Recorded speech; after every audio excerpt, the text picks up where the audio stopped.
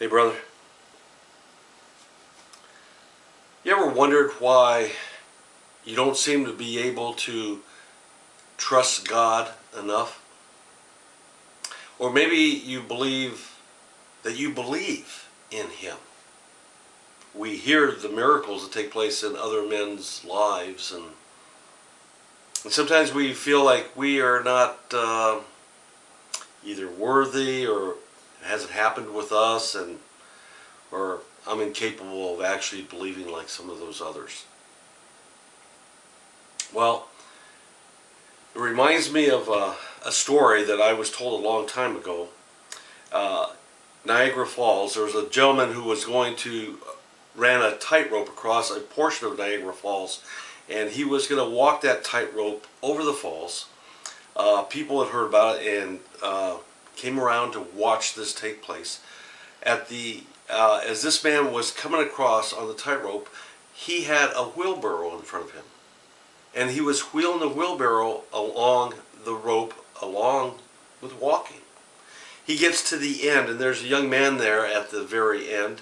As he gets off the tightrope, the young man, everyone's just clapping, and the young man says, and he looks at him, and at the young man, and he says, "Did you believe that I could do that?" He said, "No, I didn't, but I saw that you did that, and it was great." He said, the tightrope walker asked the young boy, he said, "Do you believe I could go back again and do this?" He said, "Yes, I believe that you can do that." He said, "Would you be willing to get in the wheelbarrow while I do that?" The young man said, "No." See, he believed, but he didn't trust in him. Yes, he saw him come across, he experienced that, and yet he did not trust him enough to get in the wheelbarrow and let him push him across. That little bit of difference between faith and trust. Sometimes we do that with Jesus ourselves. But sometimes it's because we feel not only inadequate, or maybe we're not worthy. But why is that? Well, let me tell you.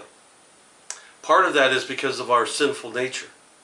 There may be things taking place in your own life that you are ashamed of, and maybe you feel guilty over or convicted on. Maybe it's just a matter of trusting that He will take care of that with you, brother.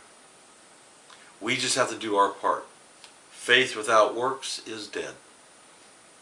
So let's trust in Him a little bit more, maybe for the very first time. Let's let Him be aware of our desire to ask for forgiveness and to repent. Turn away 180 degrees away from what it is that we were doing. Let's get that darkness out of our lives so that we can trust Him with confidence that He'll take care of us in all things that we do. Blessings to you this weekend, brother, and this week coming up.